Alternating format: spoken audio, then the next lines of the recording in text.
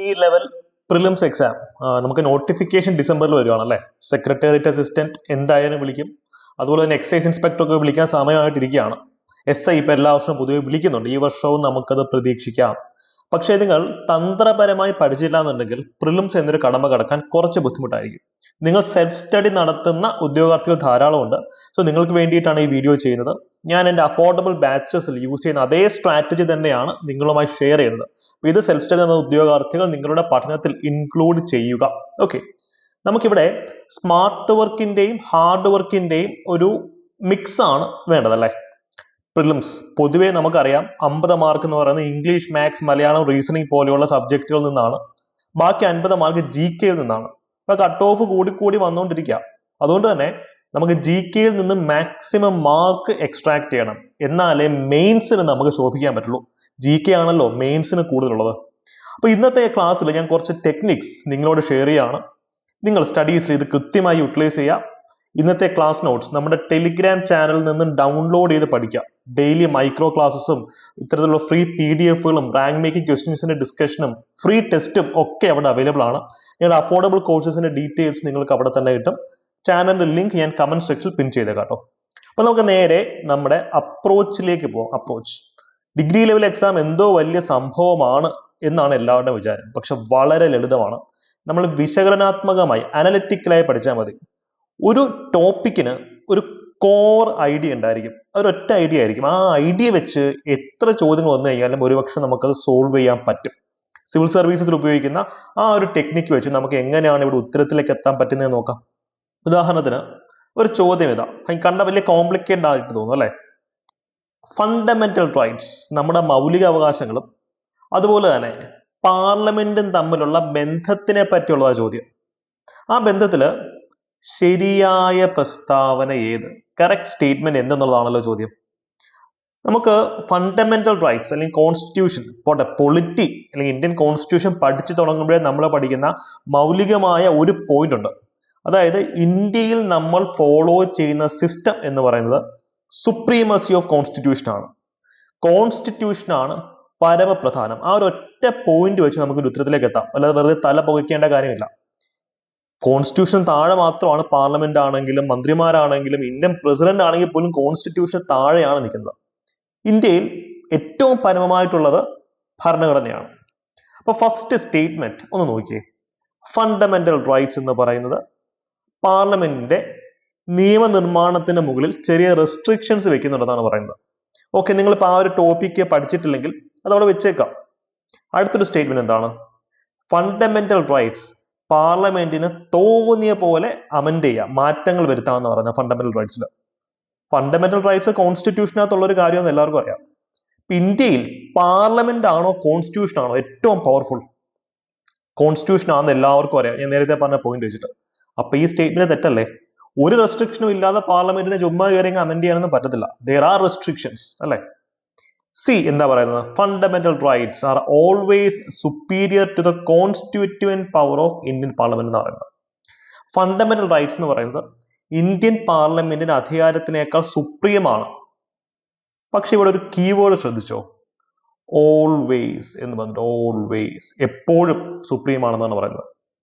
C കോൺസ്റ്റിറ്റ്യൂഷനകത്തൊക്കെ നമുക്ക് extreme statements, എവിടെ ഒരു എക്സെപ്ഷൻ ഉണ്ടായാലും പോരെ. ഒരു സംശയിച്ചിട്ട് ഇപ്പോൾ നമുക്ക് എല്ലാവർക്കും ജീവിക്കാനുള്ള അവകാശമുണ്ട്. പക്ഷെ നിങ്ങൾ തീവ്രവാദ പ്രവർത്തനം നടത്തുകയാണെങ്കിൽ ആ അവകാശം നിങ്ങൾക്ക് ഉണ്ടെന്ന് പറഞ്ഞ് നിങ്ങൾ അറസ്റ്റ് ചെയ്യാതിരിക്കാൻ പറ്റുമോ? അപ്പൊ അത്തരത്തിലുള്ള നിയമങ്ങൾ ഇന്ത്യയിലില്ലേ, UAPA പോലുള്ള ആക്ടുകളില്ലേ. അപ്പൊ നിങ്ങൾ കോൺസെപ്റ്റ് വെച്ച് പഠിക്കുകയാണെങ്കിൽ എക്സാം ഹോളിൽ ഇങ്ങനെ ചിന്തിക്കാൻ പറ്റും. ഓൾവേസ്, എപ്പോഴും ഫണ്ടമെന്റൽ റൈറ്റ്സ് ആണ് പാർലമെന്റിനേക്കാൾ വലുതെന്നാണ് പറയുന്നത്. അപ്പൊ അടുത്ത കാലത്ത് ഇപ്പൊ പുതിയതായി ഒരു ഫണ്ടമെന്റൽ റൈറ്റ് ആഡ് ചെയ്യാനൊക്കെ നമുക്ക് പറ്റും. അപ്പൊ ആ ഒരു പെർസ്പെക്റ്റീവിൽ ആലോചിക്കുമ്പോൾ ഓൾവേസ് എന്നൊരു കീവേഡ് വന്നുകൊണ്ട് ഈ സ്റ്റേറ്റ്മെന്റ് തെറ്റാവാനുള്ള സാധ്യതയുണ്ട്. ഡി എന്താ പറയുന്നത്? Fundamental rights grant ultimate legislative power to Indian parliament.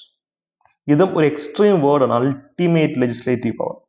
നമ്മുടെ UPSC തന്നെ പറയുന്നതാണ്, ഇത്തരം എക്സ്ട്രീം വേർഡ്സ് വരികയാണെങ്കിൽ ആ സ്റ്റേറ്റ്മെന്റ് തെറ്റാവാനുള്ള സാധ്യത വളരെ അധികമാണ്. പോട്ടെ, നിങ്ങൾ കോമൺ സെൻസ് ആലോചിച്ച് ചോദിക്കട്ടെ. Fundamental rights grant ultimate legislative power to parliament. പാർലമെന്റിന് ഫണ്ടമെന്റൽ റൈറ്റ്സിന് വേണ്ടിയിട്ട് അൾട്ടിമേറ്റ് ലെജിസ്ലേറ്റീവ് പവർ ഉണ്ടെന്നാണ് പറയുന്നത്. ഇന്ത്യയിൽ ഈ അൾട്ടിമേറ്റ് പവർ ആർക്കുമില്ല, നിങ്ങൾ മനസ്സിലാക്കണം. നമ്മൾ കോൺസ്റ്റിറ്റ്യൂഷൻ പഠിക്കുമ്പോൾ മനസ്സിലാവുന്ന ഒരു കാര്യം അതാണ്. അൾട്ടിമേറ്റ് പവർ എന്നൊരു കോൺസെപ്റ്റ് ഇന്ത്യയിൽ ഒരു എൻറ്റിറ്റിക്കും ഇല്ല. ഇന്ത്യയിൽ കോൺസ്റ്റിറ്റ്യൂഷൻ ആണ് അൾട്ടിമേറ്റ്. അതൊരു വ്യക്തിയല്ലല്ലോ, അതൊരു ഡോക്യുമെന്റ് അല്ലേ. അപ്പൊ ഇന്ത്യയിൽ അങ്ങനെ അൾട്ടിമേറ്റ് പവർ എന്ന് പറയാൻ ആർക്കും ഇല്ല. ഇന്ത്യ ജനാധിപത്യ രാഷ്ട്രമാണ്. അതുകൊണ്ട് തന്നെ ഡിയും തെറ്റാന്ന് നമുക്ക് മനസ്സിലാവും. അപ്പൊ നമ്മൾ സെയിം ആ ഒരു ബേസിക് കോൺസെപ്റ്റ് വെച്ച് പഠിച്ചു കഴിഞ്ഞാൽ നമുക്കൊരു ഉത്തരം എ ആണെന്നൊരു ഉത്തരത്തിലേക്ക് എത്താം. ഫണ്ടമെന്റൽ റൈറ്റ്സ്, പാർലമെന്റിന്റെ ലോ മേക്കിംഗ് പവറിൽ ചില റെസ്ട്രിക്ഷൻസ് കൊണ്ടുവരുന്നു പറഞ്ഞു. നല്ലൊരു ഇതിപ്പോ ഞാൻ പല പ്രാവശ്യം പറഞ്ഞൊരു എക്സാമ്പിൾ അതാണ്. ഞാനിപ്പോ കറുത്ത ഷർട്ട് ഇട്ടിരിക്കുക. കറുത്ത ഷർട്ട് ഇട്ടിരിക്കുന്ന ആൾക്കാരെ തല്ലിക്കൊല്ലണം എന്നിട്ട് പാർലമെന്റ് നിയമം പാസ്സാക്കാൻ പറ്റുമോ? ഇല്ല. കറുത്ത ഷർട്ട് ഇടുക എന്ന് പറയുന്നത് എന്റെ അവകാശമാണ്. ഫ്രീഡം ഓഫ് ലൈഫ് ആൻഡ് ലിബർട്ടിക്കകത്ത് വരുന്നതാണ്, അല്ലെ? ഇന്റർപ്രറ്റ് ചെയ്യുമ്പോഴത്തേക്കും ആർട്ടിക്കിൾ 21 മൗലികാവകാശമാണ്. അപ്പൊ മൗലികാവകാശത്തിനെ ഹനിച്ചുകൊണ്ട് പാർലമെന്റ് ഒന്നും ചെയ്യാൻ പറ്റില്ല. അപ്പൊ ഇവിടെയൊക്കെ നമ്മൾ മനസ്സിലാക്കേണ്ടത് ഈ ഫാക്ടുകൾ കാണാതെ പഠിക്കുന്നത് ബുദ്ധിമുട്ടാണ്. പക്ഷെ കോൺസെപ്റ്റ് നമ്മുടെ മനസ്സിലുണ്ടെങ്കിൽ ഇതുപോലുള്ള സ്റ്റേറ്റ്മെന്റ്സ്, എത്ര സ്റ്റേറ്റ്മെന്റ്സ് നമ്മൾ ക്രിയേറ്റ് ചെയ്യാം. പക്ഷെ ഒരു കോൺസെപ്റ്റ് മനസ്സിലുണ്ടെങ്കിൽ ഈ സ്റ്റേറ്റ്മെന്റ്സ് കാണുമ്പോൾ അത് ശരിയാണോ തെറ്റാണോ എന്ന് നമുക്ക് കൃത്യമായി ഐഡന്റിഫൈ ചെയ്യാൻ പറ്റും.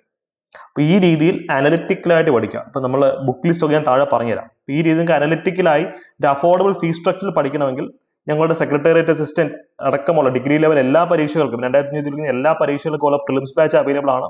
Secretariat assistant prelims plus mains plus interview ബാച്ചും നിങ്ങൾക്ക് ഇവിടെ അവൈലബിൾ ആണ്. കമന്റ് സെക്ഷനിൽ പിൻ ചെയ്തിട്ടുള്ള നമ്പറിൽ കോൺടാക്ട് ചെയ്യുകയാണെങ്കിൽ നിങ്ങൾക്ക് ഇതിന്റെ ഫുൾ ഡീറ്റെയിൽസ് കിട്ടും. ടെലിഗ്രാം മെസ്സേജ് അയച്ചാലും മതി.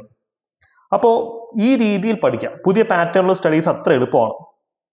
ഇവിടെ നിങ്ങൾക്ക് പഠനം രസകരമാക്കാൻ ചെയ്യാൻ പറ്റിയ ഒരു കാര്യമുണ്ട്, പ്രാക്ടിക്കൽ സ്റ്റഡി. നമ്മൾ ഒരു കാര്യത്തിനെ പ്രാക്ടിക്കലായ ഒരു ഉദാഹരണം വെച്ച്, ഞാൻ നേരത്തെ പറഞ്ഞല്ലോ കറുത്ത ഷർട്ടിന്റെ ഉദാഹരണം, ആ ഒരു ഉദാഹരണം വെച്ച് പഠിച്ചാൽ നമുക്ക് പെട്ടെന്ന് ഉത്തരത്തിലേക്ക് എത്താൻ പറ്റും. നിങ്ങൾ മനസ്സിലാക്കേണ്ട ഒരു പ്രധാനപ്പെട്ട ഒരു കാര്യമുണ്ട്. എന്താ? എത്ര സ്റ്റേറ്റ്മെന്റ്സ്, റോങ് സ്റ്റേറ്റ്മെന്റ്സ് എത്ര വേണമെങ്കിലും ആർക്കും ക്രിയേറ്റ് ചെയ്യാം.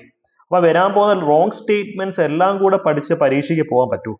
Billions and billions, unlimited infinite number of wrong statements ഒരാൾക്ക് ക്രിയേറ്റ് ചെയ്യാം. അപ്പം വരാൻ സാധ്യതയുള്ള റോങ് സ്റ്റേറ്റ്മെന്റ്സ് എല്ലാം പഠിച്ചിട്ട് പോവാ എന്ന് വെച്ച് കഴിഞ്ഞാൽ നടക്കുന്ന കാര്യമല്ല. സിലബസിനകത്തുള്ള എല്ലാ പോയിന്റുകളും 100% പഠിച്ചിട്ട് പോകുന്നത് മനുഷ്യസാധ്യമായ ഒരു കാര്യമല്ല. അപ്പം നമ്മളിത് എങ്ങനെ അപ്രോച്ച് ചെയ്യേണ്ടത്? പ്രാക്ടിക്കലായി ചിന്തിച്ച് ഉത്തരത്തിലേക്ക് എത്താൻ പറ്റും. ഉദാഹരണത്തിന് നിങ്ങളുടെ ജീവിതവുമായി ബന്ധപ്പെടുത്തി പഠിക്കുക. ഇവിടെ ഒരു ചോദ്യം എന്താണ്? സോഷ്യലിസം എന്ന് പറയുന്ന ടേം ഇന്ത്യൻ കോൺസ്റ്റിറ്റ്യൂഷൻ ഉണ്ടല്ലോ, ഇത് എന്താണ് അർത്ഥമാക്കുന്നതെന്നാ ചോദ്യം. ഒന്നാമത്തെ സ്റ്റേറ്റ്മെന്റ് എന്താ? Nationalisation of all means of production and abolition of private property. അപ്പം ഇന്ത്യയില് സോഷ്യലിസം ഉണ്ട്. അപ്പൊ അതിനണ്ടറിൽ ഇന്ത്യയിൽ പ്രൈവറ്റ് പ്രോപ്പർട്ടി, സ്വകാര്യ ഭൂമി ആർക്ക്, അല്ലെങ്കിൽ പ്രോപ്പർട്ടി മീൻസ് എന്തും ആവാം, സ്വകാര്യ ഭൂമി ആവാം. ഇപ്പൊ നിങ്ങളിപ്പോ ഈ ക്ലാസ് കണ്ടുകൊണ്ടിരിക്കുന്ന നിങ്ങളുടെ ലാപ്ടോപ്പിലോ മൊബൈൽ ഫോണോ അത് നിങ്ങളുടെ പ്രോപ്പർട്ടിയാണ്. അപ്പൊ ഇന്ത്യയിൽ പ്രൈവറ്റ് പ്രോപ്പർട്ടി അവൈലബിൾ അല്ലെന്നാണ് പറയുന്നത്. അപ്പൊ നിങ്ങൾ ചിലപ്പം താമസിക്കുന്ന നിങ്ങളുടെ സ്വന്തം വീട്ടിലാവാം, അത് പ്രൈവറ്റ് പ്രോപ്പർട്ടി, സ്വകാര്യ വസ്തു അല്ലേ. അപ്പം നമ്മൾ റിയൽ ലൈഫ് എക്സാമ്പിൾ എടുത്ത് വെച്ചൊന്ന് ആലോചിച്ച് നോക്കിയേ. അപ്പൊ ഫസ്റ്റ് സ്റ്റേറ്റ്മെന്റ് തെറ്റാണ്. ഇന്ത്യയിൽ പ്രൈവറ്റ് പ്രോപ്പർട്ടി അലൗഡ് ആണ്, അല്ലെ? സെക്കൻഡ് സ്റ്റേറ്റ്മെന്റോ, nationalisation of only major sectors of economy make some sort of restrictions on the exercise of private property. Yes. ഇപ്പം റെയിൽവേ, നിങ്ങൾക്ക് നാളെ പോയി ഒരു റെയിൽവേ കമ്പനി സ്ഥാപിക്കാൻ പറ്റുമോ? അല്ലെങ്കിൽ ന്യൂക്ലിയർ പവർ പ്ലാന്റ് നിങ്ങൾക്ക് നാളെ സ്ഥാപിക്കാൻ പറ്റുമോ? ഇന്ത്യയിലെ ചില കാര്യങ്ങൾ നാഷണലൈസ്ഡ് ആണ്, ഗവൺമെന്റിന്റെ ഉടമസ്ഥതയിലുള്ളതാണ്. പ്രൈവറ്റ് പ്രോപ്പർട്ടി കൈവശം വെക്കുന്നതിന് ചില റെസ്ട്രിക്ഷൻസ് ഉണ്ട്. ഇപ്പൊ നിങ്ങൾക്ക് റോഡിന് നടുക്ക് കൊണ്ടുപോയി വീഡിയോ വയ്ക്കാൻ പറ്റുമോ? അല്ലെങ്കിൽ നാഷണൽ ഹൈവേ വരികയാണ്, ഹൈവേയുടെ സൈഡിലുള്ള വസ്തുക്കളൊക്കെ ചിലപ്പോൾ ഗവൺമെന്റ് അറ്റാച്ച് ചെയ്യില്ലേ, റോഡ് വീതി കൂട്ടാൻ വേണ്ടിയിട്ട്. അപ്പൊ ചില റെസ്ട്രിക്ഷൻസ് ഉണ്ട്. ഇതൊക്കെ നമുക്ക് കോമൺ സെൻസ് വെച്ച് ആലോചിച്ചാൽ കിട്ടുന്നേ ഉള്ളൂ. ഇത് ഒരു സുപ്രഭാതത്തിൽ പെട്ടെന്ന് ഒരു ദിവസം ഇങ്ങനെ ആലോചിക്കുമ്പോൾ ഉത്തരം കിട്ടുമെന്ന് വാശി പിടിക്കില്ല. നമ്മുടെ ചാനലിലെ വീഡിയോസ് മാക്സിമം കാണുക. ഈ ഒരു തോട്ട് പ്രോസസ് നിങ്ങൾക്ക് സെറ്റായി വരും. ഡിഗ്രി ലെവൽ പ്രിലിംസ് എന്ന് വെച്ച് കഴിഞ്ഞാൽ വളരെ എളുപ്പമാണ്. പക്ഷെ പ്രിലിംസിന് നിങ്ങൾ GK ടോപ്പിക്സ് പഠിക്കുമ്പോൾ ആ ഓവർലാപ്പ് ചെയ്ത് വരുന്ന ടോപ്പിക്സ് മെയിൻസിലും കാണുമല്ലോ. മെയിൻസ് നിലവാരത്തിൽ പഠിക്കുക. ഈ രീതിയിൽ കവർ ചെയ്ത് പോവാം. പഴയ പാറ്റേണിലായിരുന്നു നമ്മൾ 100 ഫാക്ടുകൾ കാണാതെ പഠിച്ച് എക്സാം ഹോളിൽ അതേപോലെ നമ്മൾ റീപ്രൊഡ്യൂസ് ചെയ്യേണ്ടത്. പക്ഷെ പുതിയ പാറ്റേണിൽ ഫാക്ടുകൾ പഠിക്കണം, പക്ഷേ അനലറ്റിക്കലായി ചിന്തിച്ചു കഴിഞ്ഞാൽ കുറെ പണി നമുക്ക് എളുപ്പപ്പണി കുറെ കിട്ടും. അതുകൊണ്ടാണ് മറ്റൊരു ചോദ്യം, നമുക്ക് ജോഗ്രഫിയിൽ ഒരു ചോദ്യത്തിലേക്ക് പോവാം. ഞാൻ നേരത്തെ പറഞ്ഞതുപോലെ നിങ്ങളുടെ ജീവിതവുമായി ബന്ധപ്പെടുത്തി ഒരു ഉത്തരത്തിലേക്ക് എത്താൻ പറ്റുമോ നോക്കാം. ചോദ്യം എന്താ? ഗ്ലേഷ്യൽ ലാൻഡ് ഫോംസ്, ഈ കൂട്ടത്തിൽ ഗ്ലേഷ്യറിൽ കാണുന്ന ലാൻഡ് ഫോംസ് എന്താണെന്ന് ചോദിച്ചത്. ഗ്ലേഷ്യർ നമുക്കറിയാം, മൊത്തം മഞ്ഞ് മൂടി കിടക്കുന്ന വലിയൊരു പ്രദേശമാണ്, അല്ലെ? ഗ്ലേഷ്യർ വലിയ ഐസിന്റെ വലിയൊരു പ്രദേശമാണ്. First step cliff. വർക്കല ക്ലിഫിനെ പറ്റി കേട്ടിട്ടുണ്ടോ? കേരളത്തിലാണല്ലോ. അപ്പോൾ ഒരു ക്ലിഫിന്റെ ഫോട്ടോ നിങ്ങൾ എവിടെയെങ്കിലുമൊക്കെ ജീവിതത്തിൽ കണ്ടു കാണുമല്ലോ. ഈ ക്ലിഫ് വർക്കല നിൽക്കുന്നത് ഗ്ലേസിയറിന്റെ മുകളിലാണോ? അത് കടൽ തീരത്തല്ലേ? അപ്പോൾ ഫസ്റ്റ് സ്റ്റേറ്റ്മെന്റ് ശരിയാണോ? ഫസ്റ്റ് സ്റ്റേറ്റ്മെന്റ് തെറ്റാ. അപ്പോൾ ഒരു സ്റ്റേറ്റ്മെന്റ് ശരിയാണോ തെറ്റാണോ എന്ന് കൃത്യമായ ധാരണ വന്നു കഴിഞ്ഞാൽ അടുത്ത ഓപ്ഷനിലേക്ക് പോവുക. സ്റ്റേറ്റ്മെന്റിലേക്കല്ല, ഓപ്ഷനിലേക്ക് പോകുക. ഉള്ള ഓപ്ഷനല്ല വെട്ടിക്കളഞ്ഞേ. രണ്ടാമത്തത് വാട്ടർഫോൾ. നിങ്ങൾ ആതിരപ്പള്ളി വാട്ടർഫോൾസിന്റെ ഫോട്ടോ എങ്കിലും ജീവിതത്തിൽ കണ്ടിട്ടുണ്ടായിരിക്കും. അത് ഗ്ലേഷ്യറിന്റെ മുകളിലാണോ ആതിരപ്പള്ളി വാട്ടർഫോൾ ഇരിക്കുന്നത്? അപ്പൊ ഇതും തെറ്റാ. അപ്പൊ സ്റ്റേറ്റ്മെന്റ് 2 തെറ്റെന്ന് മനസ്സിലായി. അപ്പൊ നമ്മൾ ഡി എലിമിനേറ്റ് ചെയ്ത് കളഞ്ഞു. അപ്പൊ ഒരു കാര്യം മനസ്സിലായി. ഇനി ഓപ്ഷൻസിലോട്ട് നോക്കി, ഒന്നുകിൽ 4 അല്ലെങ്കിൽ 3, ഇതിൽ ഏതെങ്കിലും ഒന്ന് മാത്രമേ ഉത്തരമായി വരുള്ളൂ. അപ്പൊ നമ്മൾ കോമൺ സെൻസ് വെച്ചും എലിമിനേഷൻ ടെക്നിക്സ് വെച്ചും പകുതി ഉത്തരത്തിലേക്ക് എത്തി. നേരത്തെ ചോദ്യങ്ങൾ നമുക്ക് നല്ല രീതിയിൽ ഉത്തരത്തിലേക്ക് എത്താൻ പറ്റി. ഇപ്പൊ നമ്മൾ പകുതി, ഇതൊക്കെ PSCയുടെ മുൻകാല വർഷ ചോദ്യങ്ങളാണ്, ഡിസ്കസ് ചെയ്തിട്ടുള്ളതല്ല. അപ്പൊ ഇനി നമുക്ക് കുറച്ച് പഠിക്കണ്ടേ? കുറച്ചല്ല, ആഴത്തിൽ തന്നെ പഠിക്കണം. അതുകൊണ്ടാണ് ഞാൻ പറയുന്നത് എലിമിനേഷൻ ടെക്നിക്സ് യൂസ് ചെയ്യുക, ആഴത്തിൽ പഠിക്കുക. ആഴത്തിൽ പഠിക്കണമെങ്കിൽ എവിടെ നിന്ന് പഠിക്കണം? അതാണ് ഈ ഒരു വീഡിയോയിൽ നിങ്ങൾക്ക് കിട്ടുന്നത്. ബുക്ക് ലിസ്റ്റിന്റെ ഈ ഒരു വീഡിയോ ജസ്റ്റ് ഒന്ന് കണ്ടു നോക്കിയാൽ മതി. നിങ്ങൾക്ക് ഈ ബുക്സ് പലതും നമുക്ക് ഓൺലൈനായിട്ട് തന്നെ പലയിടത്തും കിട്ടും കേട്ടോ. ഇതൊക്കെ ഡൗൺലോഡ് ചെയ്ത് സിലബസിനകത്തുള്ള ടോപ്പിക്സ് ഇതിനകത്ത് വെച്ച് പഠിക്കാം. ഇപ്പോൾ ഉദാഹരണത്തിന് ലക്ഷ്മികാന്ത് 500 പേജ് ഉണ്ട്. അത്രയും പഠിക്കണ്ട. സിലബസിനകത്തുള്ള ഏരിയ അതിനകത്ത് നോക്കി പഠിച്ചാൽ മതി. അത് റെഫറൻസ് ഗ്രന്ഥമാണ്, ഗൈഡ് അല്ല. റെഫറൻസ് ഗ്രന്ഥം എന്ന് പറയുമ്പോൾ മൊത്തം പഠിക്കേണ്ട കാര്യമില്ല. സെലക്റ്റഡ് ആയിട്ട് ആ സിലബസിനകത്തുള്ള കീവേഡ്സ്, ഫണ്ടമെന്റൽ റൈറ്റ്സ്, പാർലമെന്റ് എന്നൊക്കെ പറഞ്ഞ കീവേഡ്സ് ഇത് നോക്കി പഠിച്ചാൽ മതി. ഹിസ്റ്ററി നമ്മൾ പഠിക്കുന്ന സ്പെക്ട്രത്തിൽ നിന്നാണ്. സ്പെക്ട്രത്തിൽ കുറേ കിടപ്പുണ്ട്, അതെല്ലാം പഠിക്കേണ്ട കാര്യമില്ല. സിലബസിൽ പറഞ്ഞിട്ടുള്ള ചെറിയൊരു പോർഷൻ അത് നോക്കി പഠിക്കാം.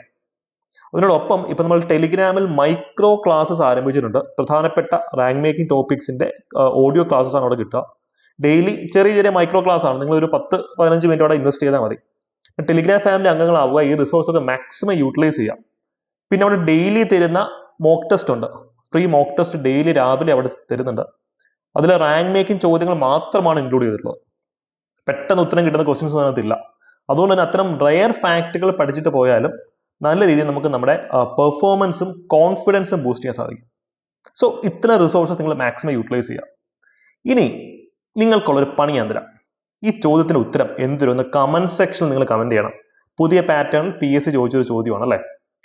ചോദ്യം എന്താണ്? ഒരു പ്രദേശത്തിന്റെ താപനില, ടെമ്പറേച്ചർ ഡിറ്റർമൈൻ ചെയ്യുന്ന ഘടകങ്ങൾ, അല്ലെങ്കിൽ ഒരു സ്ഥലത്തെ താപനില നിയന്ത്രിക്കുന്ന ഘടകങ്ങൾ എന്തെന്നാണ് ചോദ്യം. ഫസ്റ്റ് സ്റ്റേറ്റ്മെന്റ് ഇൻസുലേഷൻ അല്ലെ, സൂര്യപ്രകാശം, ഇൻകമിങ് സോളാർ റേഡിയേഷൻ. ഭൂമിയിൽ പതിയുന്ന സൂര്യപ്രകാശം ഒരു സ്ഥലത്തെ ടെമ്പറേച്ചറിനെ കൂട്ടുമോ കുറയ്ക്കുമോ നോക്കിയുള്ളത് കോമൺ സെൻസ് വെച്ച് ഒരു പ്രാവശ്യം വെയിൽ കൊണ്ടിട്ടുള്ള മലയാളികൾക്ക് അറിയാവുന്ന കാര്യമാണ്. രണ്ടാമത്തെ ചോദ്യം എന്താണ്? വാട്ടർ വേപ്പർ, അന്തരീക്ഷത്തിലുള്ള ജലാംശം, നീരാവിയുടെ അംശം, വാട്ടർ വേപ്പർ, അത് ഇതിനെ ബാധിക്കുമോ?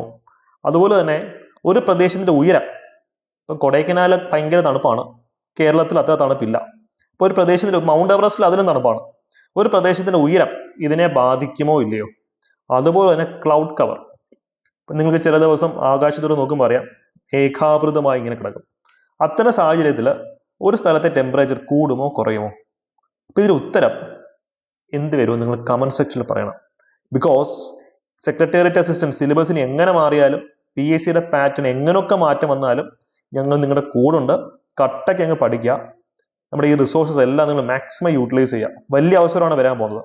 അവസരം പൂർണ്ണമായി നിങ്ങൾ ഉപയോഗിക്കണം. ഇതിന് ഉത്തരം കമന്റ് സെക്ഷനിൽ കമന്റ് ചെയ്യുക. അപ്പൊ നിങ്ങൾക്ക് തന്നെ ഒരു കോൺഫിഡൻസ് നല്ല രീതിയിൽ കൂടുതൽ കാണാം കേട്ടോ. അപ്പൊ അടുത്ത വീഡിയോ ഏത് ടോപ്പിക്കിൽ വേണമെന്നും നിങ്ങൾക്ക് പറയാം. അപ്പൊ ടെലിഗ്രാം ഫാമിലി അംഗമാവാൻ മറക്കണ്ട. All the best. ബൈ.